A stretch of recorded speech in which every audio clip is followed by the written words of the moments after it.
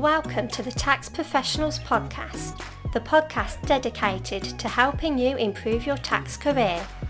Here's your host, Jack Bonehill. Hello and welcome to this episode of the Tax Professionals Podcast. In this episode, I'm speaking to Pullein, a productivity and time management coach who has helped thousands of people around the world to get better at managing their time and becoming more productive. On the subject, Carl has written 3 books, created online courses, and actually has his own podcast called The Working With Podcast, where he answers people's questions about productivity and self-development. I came across Carl's podcast probably a little over a year ago now, and it's been exceptionally useful in helping me to become more productive. This is why I thought I'd invite him onto the Tax Professionals Podcast, and I was thrilled when he said yes. In the interview, Carl provides some really good tips and information to help you improve your productivity by better managing your to-do lists and emails. These are 2 areas that greatly impact how productive you are on a day-to-day basis, which has really affected my productivity personally as a tax professional. This was actually the first interview I recorded with a guest, so the introduction with Carl was around 6 minutes, which was much longer than I anticipated. So if you go to about the 7-minute mark of the podcast episode, you'll get straight to the useful information and tips. That's enough of me, let's jump into the episode. Hi Carl, thanks for joining me today and welcome to the Tax Professionals Podcast. Thank you very much for having me. It's a great pleasure to have you on the podcast, particularly since your podcast has helped me so much in relation to productivity, particularly to-do lists and email management. So I thought it'd be a great idea to get you on the show. I'm really, really happy that you decided to come on. It's always a pleasure. Thanks so much. So just to give a bit of an introduction to the audience, when people ask you what you do in relation to productivity and time management, what's your usual response? Well, usually I say my goal is to help people to become better organized and more productive by just taking control of their time. And within that, there's a lot of things we can do, and we do. So, and that's really what I would describe. I just help people to just become better organized and more productive. And we do that through just better time management. It sounds so simple, doesn't it, when you put it like that? But there's a lot of facets that can be considered in doing that, isn't there? There is, and a lot of it is, we don't plan. And when I say plan, I mean like just plan the day and plan the week, which that usually turns people off because they imagine that takes a lot of time. But actually daily planning just takes about 10 minutes and a weekly planning session, maybe 30 minutes, just to give you an idea of what you really want to accomplish that week. And that just keeps your eye on the ball. And that's really a simplified version of what we can do to help people just to get better with their time. Yeah, I mean, I'm definitely guilty of thinking in the past that spending time planning wouldn't be worth the time. But since listening to your podcast and, integrating those daily little plans and even the weekly plans, it significantly made me more effective just in my day-to-day tasks. So the time is definitely saved, isn't it, by just spending that little bit of time up front?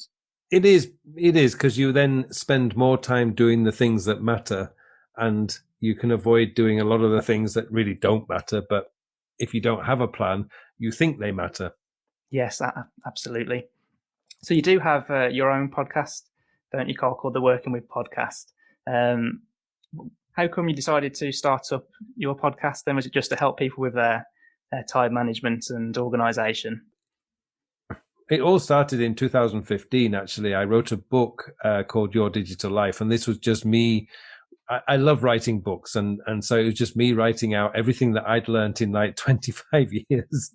Yeah. It really sounds very geeky, but 25 years of just being passionate about time management systems and productivity. And I thought, I've learned a lot in 25 years. I'll just write a book. And then January 2016, I started the YouTube channel.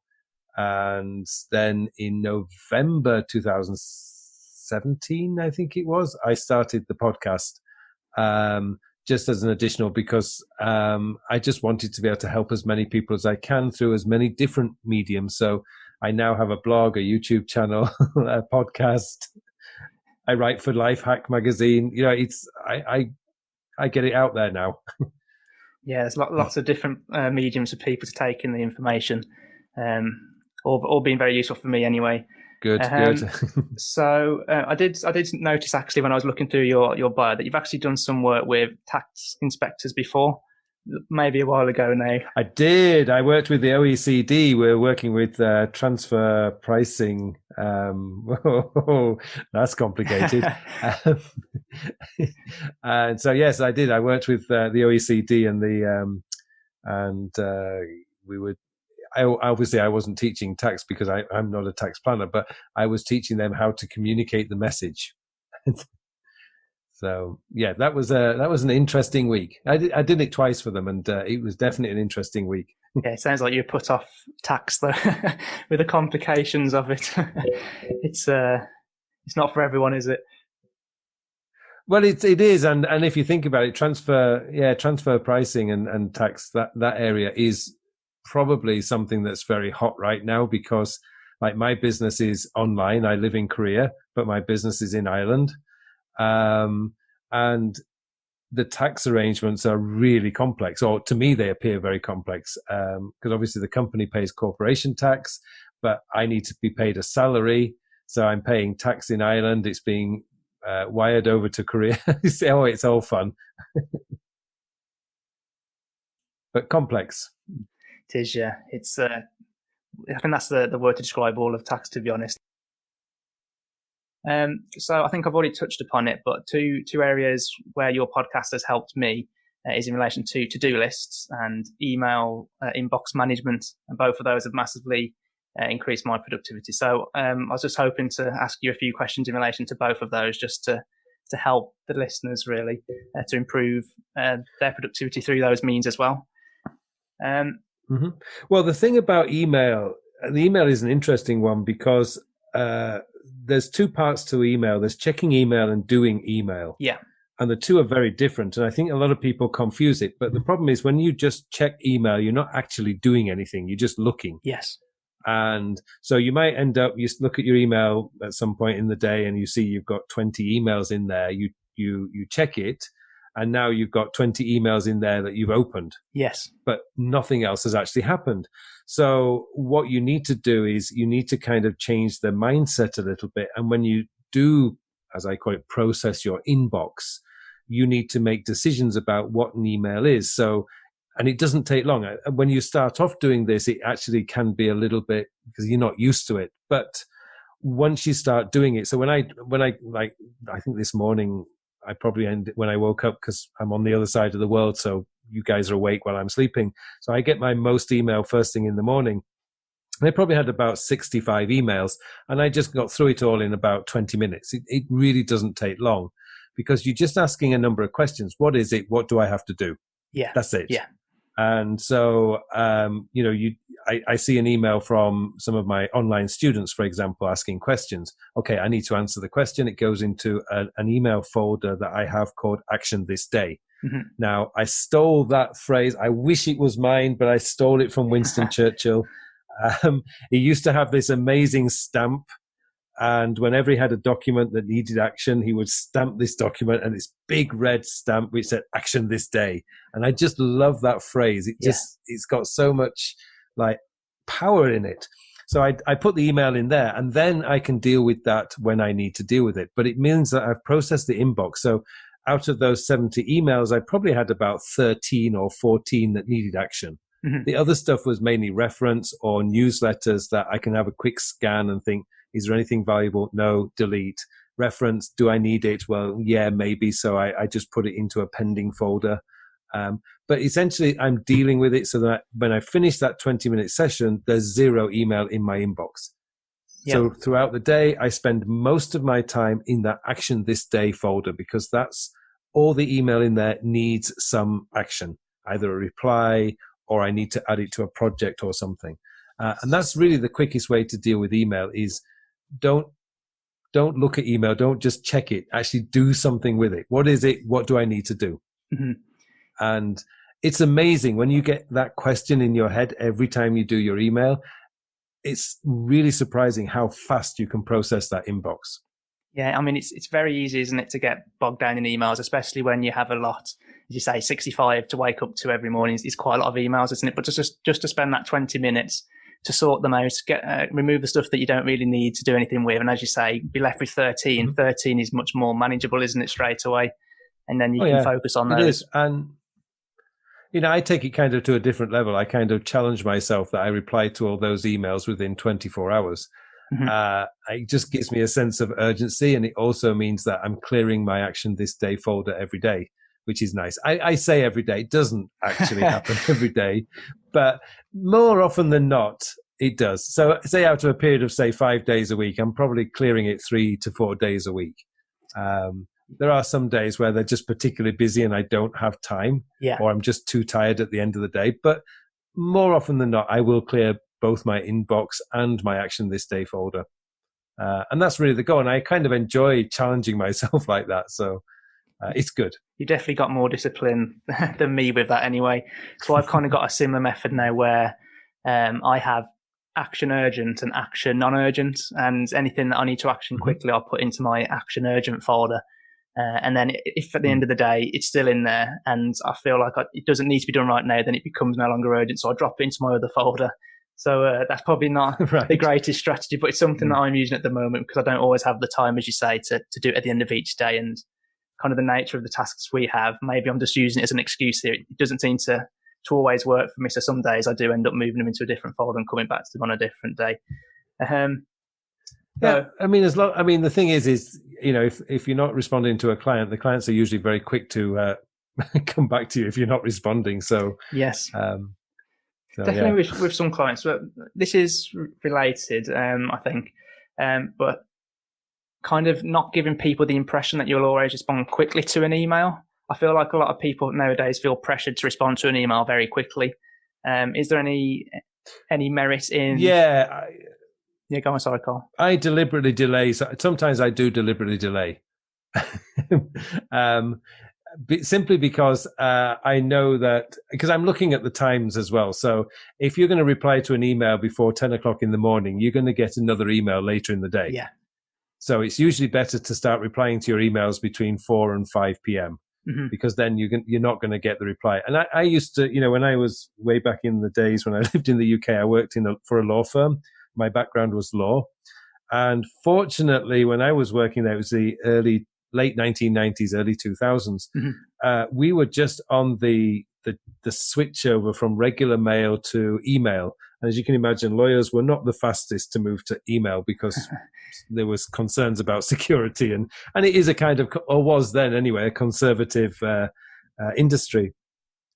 But, whenever we got a letter, I knew that I had a deadline of 4:30 to reply because that was when the mail had to go. Yeah. So I would get my mail about 10:30 in the morning. It would be put into my inbox. And I knew I had then from whatever time that arrived to get any urgent mail out by the end of the day. And I've always followed that, even with email. If something was really urgent, they would either phone you or these days probably send you a text message. Email is not urgent. It never is. It used to be, but it isn't anymore. There are faster ways to communicate. So if something was genuinely urgent, they're more likely to pick up the phone or they're more likely to send you a text message. They're not going to email you for something urgent. I certainly wouldn't. That's something to keep in mind if you ever feel pressured to respond to email, is that, nobody really should be considering email as urgent. Because, it just isn't. And it could be that you get a text message that says, I've just sent you a file. Can you send it and get it back to me within the hour? Well, that's urgent, but then they actually texted you or called you first anyway. Yes. To give you that. So you're alerted to it. Yeah. So, email is not urgent. So, you want to relax a little bit. Yeah. And I think, as you say, really, as long as you set those boundaries or you at least don't always respond to people quickly, then they will know that if they need to get a hold of you, that they can text you or call you, which is a really good idea. So what do you think tends to bog people down with emails then? Any particular things that they do that slows them down, do you think? Well, the worst thing that you can do is look at an email and then just leave it in your inbox, because over time you're going to get thousands of emails. Now, not only is that just going to cause overwhelm and stress in yourself, but it actually slows down your email program as well. Yes. And just finding stuff is crazy. I mean, it's impossible at some point unless you're really good at using search. And that takes a lot of learning to learn the search. I mean, I can type in a name and sure, I can get all the emails. But if that person emails me regularly, I could have hundreds of emails going back 3 or 4 years for that person. I still don't find what I'm looking for. So really, if you want to stay on top of email, the goal should always be to clear that inbox every day and don't leave stuff in there. Just move it to another folder. It could be a waiting for folder, as I got a pending folder, an action folder. But just get it out there. If you work in projects, or maybe like if you've got clients, maybe where that client likes to email a lot, then perhaps create a folder specifically for that client so that all their emails are in there. You know, there's lots of things that you can do, but just get them out of your inbox, because that is where the biggest problem occurs, just leaving them in there.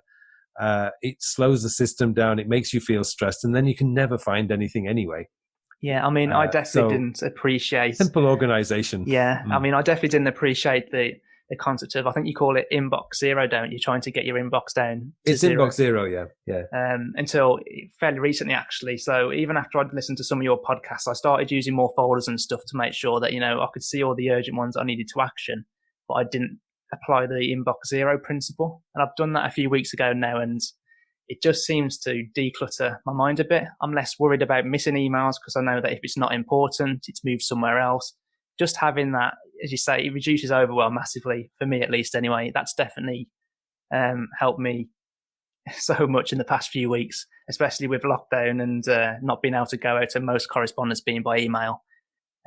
Definitely something I would suggest everyone gives a go if they don't do that at present. Yes. Yeah. Yes. You mentioned before about the using a to-do list manager, and I think that's a really important thing, particularly today, because we do have so much stuff being thrown at us. I mean, we touched on email there, but there are other inputs as well. As we mentioned, text messaging. A lot of companies use software like Slack or Microsoft Teams or Rike or something like that. And that's a lot of input coming your way too. So how do you manage all that as well as the email? And that's where a lot of problems are occurring these days. And again, with that is you really just have to sort of allocate time to go in there to respond it, but don't live in there. I know that's a lot easier to say than do, but it's the only way that you can actually get on top of your actual work. Mm-hmm. And using a to-do list manager, there's loads of them out there. I mean, Microsoft To-Do is available for, Windows users, and you can get that application for whatever phone you're using, whether it's Android or iOS. Third-party applications like Todoist are just fantastic. And there's, like, if you're in the Apple world, there's the Reminders app. Google has Tasks, I think it's called. There's some really good to-do list managers out there, and just having a list of all the things that you want to get done today and this week can really just keep you focused on getting that work done. Because, as I say, there's so many distractions from messages, emails, Slack, Microsoft Teams. You need a place to just tell you, these are the important pieces of work that I should do this week. It's very easy to get lost in all these inputs that are coming our way, and we just have to get hold of them and just manage them a lot better. And to do that, a to-do list manager, even a pen and piece of paper with a list of the things that you want to get done, can really just help keep you focused on what you want to get accomplished today and this week. Yeah, I think a lot of people do still use a paper to-do list, but when you're trying to coach people and help them, would you recommend them to use some form of to-do list manager instead, rather than just paper? What do you think the benefits are of using that? I do actually. It's more a case of, particularly now, we carry our phones with us everywhere we go, even to the bathroom. And, so our phones are generally with us wherever we go. So, and it's amazing where we get ideas and where we think, oh, I must remember to do this. Oh, I need to remember to do that. And if you're not at your desk with your pen and piece of paper, you're just going to forget. So I find that the best tools to use now are digital for like your tasks and your to-dos. And so having a to-do list manager on your phone that synchronizes across to your computer as well, your laptop or your desktop, that really helps you to keep on top of all the things that are coming your way. And, I'm walking the dog in the evening or something and my phone's in my back pocket. I'm not using it, but, occasionally I will sort of, I need to remember to do this. And I've got my phone with me so I can just quickly capture it into my to-do list. Yeah. And then I can see, later when I get back to my desk, I'll say, right, yeah, I've got to do that today. But if I don't capture it, if I don't collect it and put it somewhere, I'm going to forget it. Mm-hmm. And then I'm going to get the phone call or the email or the message to say, have you done this? And go, I know the feeling. So a lot of that, though, is the habit, because it does take a little bit of time to develop the habit of collecting this stuff into a central place like your phone. But they are really worth it. So I'd always say to people these days, you just need three tools, really, which is a to-do list manager, a calendar, and a notes app. Mm-hmm. And if you've got those three things on your phone and on your computer and they're talking to one another, then you've got everything you need to be really, really productive. Yeah, capturing the points immediately when they come to mind. Yeah, you kind of again, it comes back to kind of clearing your mind in a way, doesn't it? As soon as it's out of your mind, you can stop thinking about it and think about other things. And also there's the risk of... Well, your mind is terrible. Yeah, your mind is just terrible at telling you things. It sort of reminds you at 3:00 in the morning that you need to buy milk. Yeah. When, just when you cannot do anything about it. And so it never reminds you when you're actually in the supermarket. It just reminds you when you're not there. Or when you're just walking out of it and you're thinking, damn, just forgot to get the milk. Yeah. So it's much better. Like I actually these days, because of the technology, my wife and I have a shared shopping list. We use Apple reminders because we both have an iPhone. And it's great because she can add stuff on there wherever she is. She can add, I think she added carrots or something on there yesterday. I didn't know until I got to the supermarket today and I just opened it up and there it was, carrots, and it was on the list. And, she didn't even have to tell me. It's just that as she remembered, she put it on the list. And it's the same when she's at the supermarket. I could have put something on there and again, she's going to see it. So, those kind of things are just really helpful to get it out of your head and into somewhere where you're going to look at the right place. Yeah, absolutely. I mean, I think there's a lot of other benefits as well, actually, of using a digital to-do list. Because I use Todoist. I think you use the same, don't you, Carl? Yeah. And so just being able to allocate a day against it, and then if you need to change the day, you can just move it. It's gone. You don't have to scribble things out. Yep. It doesn't become messy. I just know when I first started working and I was using a paper to-do list, I'd be crossing things out. I'd be adding extra pieces of information next to it. And all of a sudden, your to-do list is one big mess and you spend more time reviewing it, trying to figure out what you need to do than actually doing it. So to me, that's one massive benefit as well, I think. Do you find the same?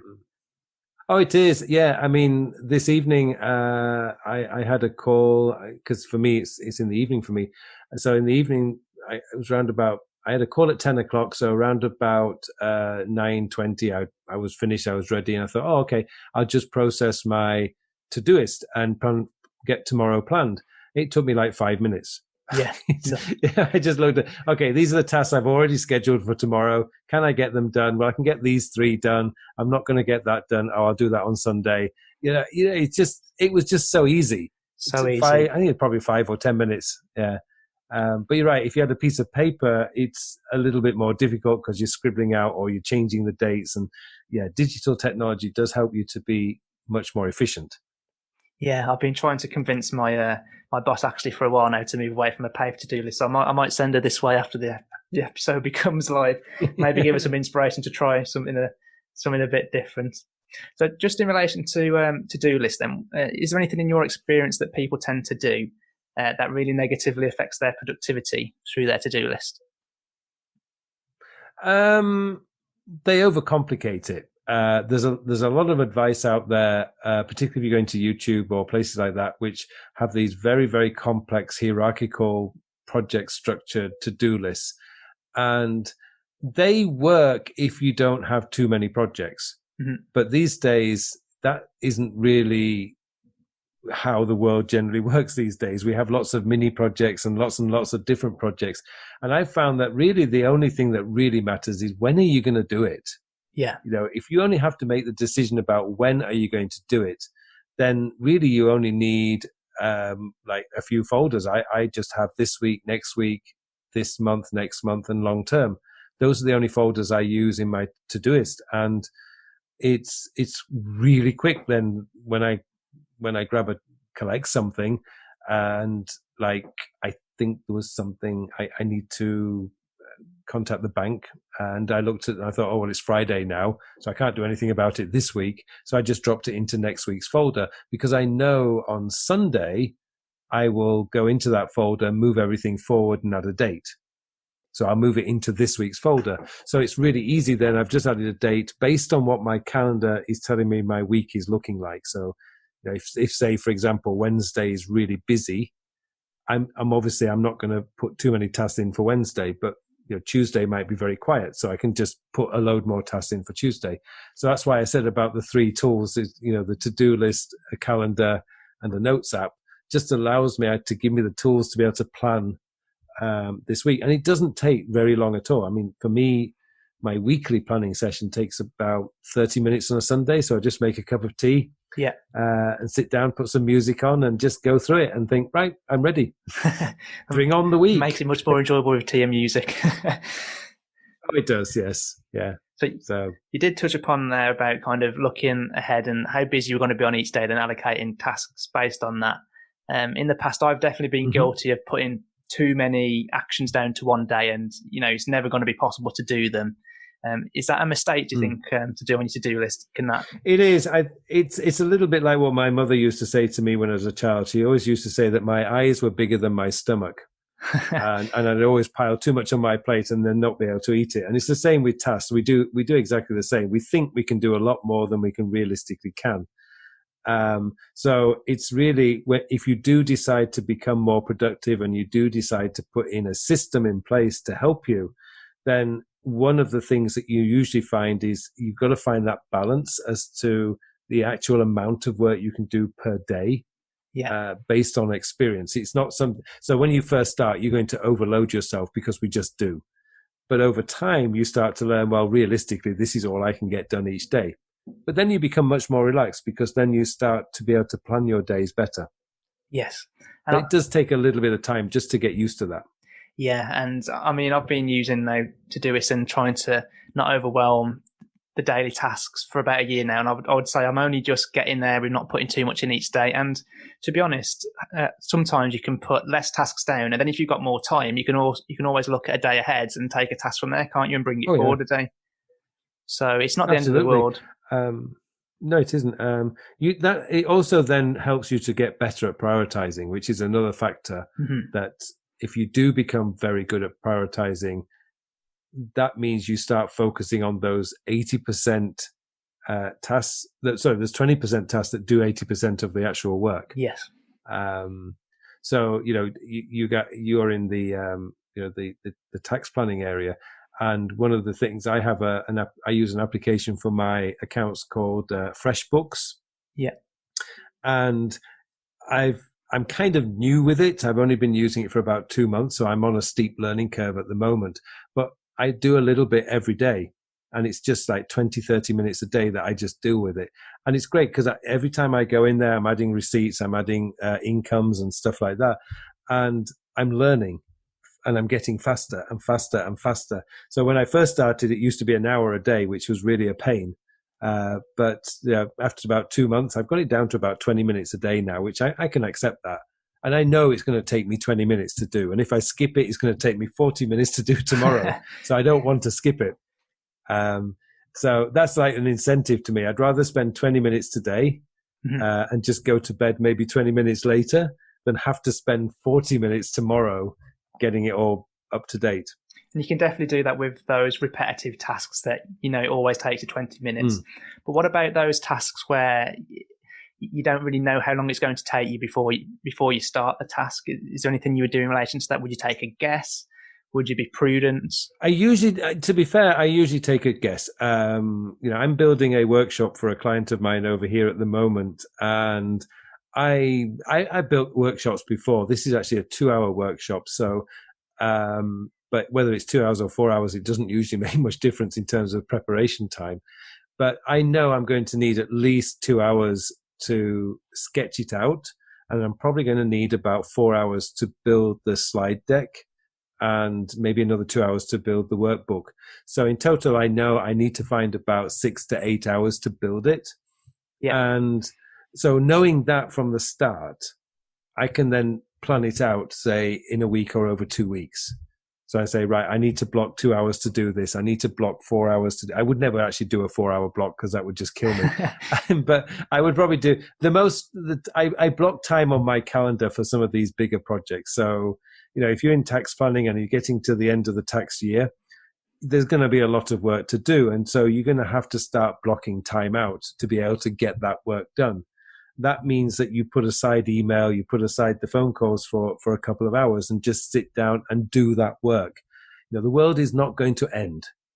And if you tell your boss, if you tell your clients, I'm not going to be available, it's tax planning, it's tax week now, for example, and you can send an email to all your clients saying, I'm not going to be available between 9:30 a.m. and 11:30 a.m., but you can call me in the afternoon or you can call me before 9:30. I've never come across any clients who've ever said, no, you can't do that. Yeah, it's a really good idea, isn't it? It at least gives people a heads up, then they will probably respect the fact that you're doing that. And they get very envious of you as well because they wish they could do it. But anyone can do it. And nobody ever pushes back because people will generally respect, hey, you're doing work. I mean, why would they ever, be upset about that? Oh, absolutely. So just be open about it and say, I need, for the next couple of weeks, we're in a very busy period, a very busy time. I need 2 hours every morning to focus on getting the work done. Yeah, and it's great. It works. A lot of people think their clients won't be understanding of things like that, but I think it's the complete opposite, isn't it? As you've said, really. It's when you don't tell your clients, then they think you're available 24 hours a day. Yeah, and then that's when you start getting problems. Yeah. Exactly. So it's much better to be upfront and honest with your clients and just say, hey, between 9:30 and 11:30, or between 1:30 p.m. and 3:30 p.m., I'm not available because I'm actually doing work. Absolutely. So just in relation to when you're actually putting tasks down on your to-do list, how much detail should people be putting down? Should they be putting loads so that they know exactly everything they need to do, or is less more when it comes to a to-do list action? You need to make it very clear what needs to be doing. So you don't want to be sort of writing like something like mom birthday. Because if you write something like mum's birthday, you're gonna come back to that in 2 weeks and think, what did I mean? What was it I was thinking? So you need to be a lot more specific. It could be like buy present for mum's birthday, or send mum a birthday card, whatever it is. But you need to be very specific. So I always say use an action verb. So it could be like call this client about whatever it needs to be about. Those kind of things, you need to be very specific so that in, say, a week or 2 weeks' time, you look at it and you instantly know. But that also is where your notes app comes in handy, because that's where you can keep a note for each particular project or client that you're working with. Mm-hmm. So I have about 30, 35 coaching clients. Each one has an individual note. So while we're on the call, I'm making notes and I can then send them for feedback. But it also means that I can go back through all our previous calls and I can see where they're improving over a period of time and where they got stuck, say, a couple of months ago. And I can come back to it and say, how are we getting on with this issue? So this is why the 3 tools come in really handy. So if you just create a note for each client, and you can keep your client notes in there. So, if you really want, you say, this client is a pain in the ass.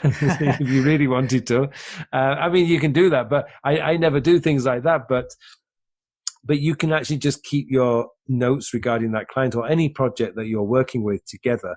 And it just makes things a lot easier than if the client suddenly calls up, you can just quickly open the notes app and there you go. You've got all your notes in front of you and you can answer the questions so much faster.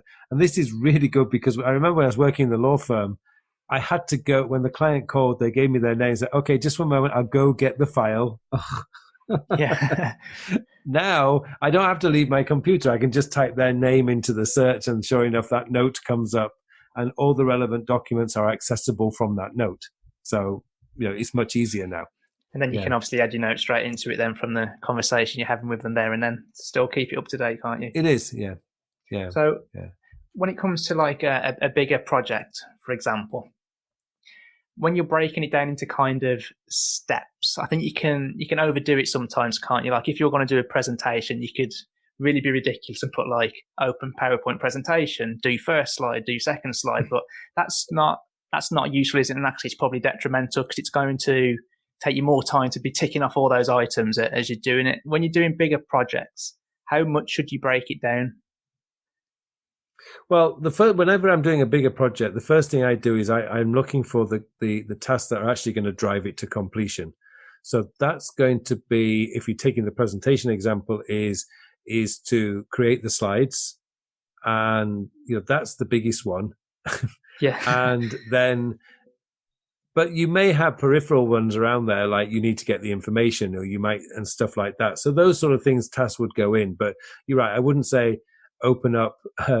I use Keynote, but open up Keynote, start making the presentation slides. Now, with a workshop, in my case, it would be there'd be a task which is create presentation slides and create workbook. Mm-hmm. And that really would be it to start with. Now, that when I see those tasks come up, it's just telling me that I need to spend a couple of hours building the slides. And it could take me maybe 2 or 3 sessions of 2 hours to build the slides and the workbook. But I'm not going to micromanage the tasks because that just makes it overwhelming. I know that I base pretty much everything on the time factor. So I'm going to give 2 hours building this presentation today, and I'll give another 2 hours on Tuesday, for example. And as soon as I've made that decision about when I'm going to do it, I relax immediately because now I think, okay, I've got the time to do it. I think a lot of people's stress and overwhelm and anxiety comes about not because of the work, but because they don't know when they're going to do it. Mm-hmm. So it's constantly on their mind. But if you can just say, okay, on Friday morning, I'm going to spend an hour on doing this, and then I'll finish it off on Tuesday if I need to, you'll find immediately you will relax because now you've got enough time. If you don't do it, you can only blame yourself. Absolutely. But it's kind of having that system and trusting your system, isn't it? Really, to know that you're going to come back to it and do it at that time you've allocated to it, to get it out of your head, and so you can concentrate on what's at hand, really. I mean, this morning was a good example. When I looked at my today's tasks, there was essentially just 2 main tasks to get done today. The first one was to get my weekly newsletter prepared and scheduled, and to record my YouTube videos. That was it. As long as I've done those 2 things, I can relax. Yeah. And so starting the day knowing that, you can imagine that I got all those finished by about 2:00 this afternoon. It was great. And that's why planning can really help. But I knew I had to do that on Monday, but I never stressed about it because I knew I had Friday morning to prepare the newsletter and to do the recording. So there was no stress. I just knew. And so when I woke up this morning, I just looked at it and think, right, those are the 2 things I'm going to do. And I just got on with it. And I say by about 2:00, it was done. And of course, there's other things to do as well. But those were the 2 main things. And I always say, if those 2 things get done, then I'm going to be happy. Mm-hmm. And they got done. Yeah, you've just mentioned about stress there, isn't it? I think that the more stressed you are as well, the less productive you'll be because your mind will be wondering more. So making sure that you reduce stress is paramount, isn't it, when it comes to productivity, really? Oh, it is, yes. And part of that is just knowing that you've got enough time to do the work.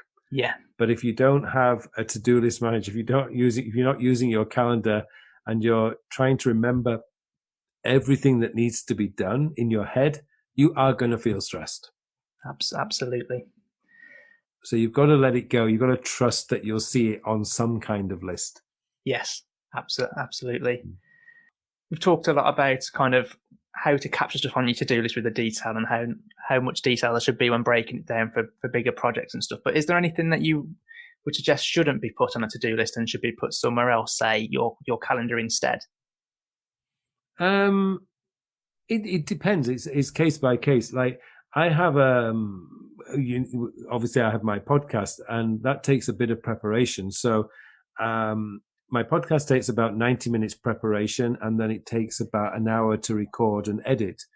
So I know that at the beginning of the week, I need to find 2.5 hours to prepare the podcast. So what I've done is I've scheduled Tuesday morning for writing and preparing the podcast script, and Sunday afternoon, it's usually about 1:00 that I will sit down and record and edit the podcast. It's just 1 hour, so I'll just schedule it. And I've fixed them into my calendar so that they get done. Yeah. And so important things like the recording of the YouTube videos today, again, that's put into my calendar because I need to know that I've got time for it. And I have a policy, and I strongly recommend this to everybody, is what goes on your calendar gets done. So your to-do list manager, you can reschedule if you don't have time, that's fine. But if you've put it on your calendar, that's the sacred territory. That means it's going to get done. That's where discipline comes in. But it's also how you can manage your stress much better because you can see that you've got time to do the work. Yeah. And I've got a client, and she's an I don't know an emergency room doctor, professor at a university in the US. And, she uses her calendar basically to schedule even her rest time and her me time and her family time. Because you can imagine being an emergency room doctor in a big city in the US is a very busy job. Yeah. And they're working ridiculous shifts. Some days she's working a day shift, other days she's working night shifts. So, she actually uses the calendar and schedules me time, like just sitting down and listening to music or going for a massage or just, having some meditation time. She will schedule that on the calendar. And I think that's fantastic because she does apply the rule. What goes on my calendar gets done. And once she's decided that she is going to take an evening off and just read a book, it's on her calendar and she will do it. So it's a really good practice to have. Absolutely. I mean, I've tried doing that myself, but I find it a bit too rigid. I like a bit more flexibility for those things that don't absolutely need to be done. But I suppose in her case, that relaxation time is a necessity because she doesn't get any other time to do it. I mean, to be fair, she doesn't write, she doesn't put in the calendar, read the book. She just puts me time. That gives her the flexibility to do whatever she feels that she's in the mood for. And family time as well. Because she distinguishes me time is time you spend on your own doing the things that you want to do, watching the TV shows you want to watch, and family time is doing stuff with the family. So she does distinguish between that. But it is very effective and really useful. Yeah. And I think if you are going to be disciplined about something like that, you've got to make sure you keep it up, haven't you, really? Because if you drop it just once or twice, then it's very easy to get into that routine of dropping it then and not doing it when it's in your calendar. So I know. I mean, it is really hard, but I always tend to ask myself, well, if I don't do it, what's stress going to do to me? And, being disciplined is not going to kill you, but stress will. So that is one way of looking at it. And that was one of the ways that I look at it. I mean, I can't remember the last time I actually felt stressed, which is nice. It goes to show that at least your own systems are working well for you then, Carl. Yeah. But it's only about I mean, it doesn't feel like I'm making an effort anymore. I don't need to live in my calendar. I just look at my calendar. Like tomorrow, I know that I have a call that will finish at 5:30. Yeah. And so from 5:30 until my next call, which is 10 p.m., I've just put down TV time. And, I can watch, YouTube and watch 8 out of 10 Cats Does Countdown or something. I can do whatever I want to watch. There's quite a few of my favorite British comedy shows that I'm watching, like Would I Lie to You and Lee Mack. And I can just vegetate on the TV. It's just TV time. And I could be in the mood to watch a movie. It doesn't really matter. To me, it's like I just look forward to it. I sit on the sofa and it's something to look forward to. A bit of a busy day tomorrow, but I know at 5:30 I'm free to do whatever I want. And that's just so nice. It is, yeah. Would I Lie to You is really good. I'm a big fan. Yeah. If you get time to watch a bit of that. Just to wrap up the section of to-do lists then, if you're to give someone 3 tips so that they can improve their productivity through their to-do list, what do you think they would be? Mm-hmm. Well, I would say that collect everything into some kind of to-do list manager or piece of paper if necessary. Just get it off your mind. And that doesn't take a lot to start getting into the habit of doing. It just takes a couple of weeks and you're doing it. You just have to be very conscious of it. Oh, don't trust your mind. Just write it down, capture it in your phone, get it on a piece of paper. Another one is just to spend a little bit of time, either Monday morning if you want, or Sunday. Just plan the week out.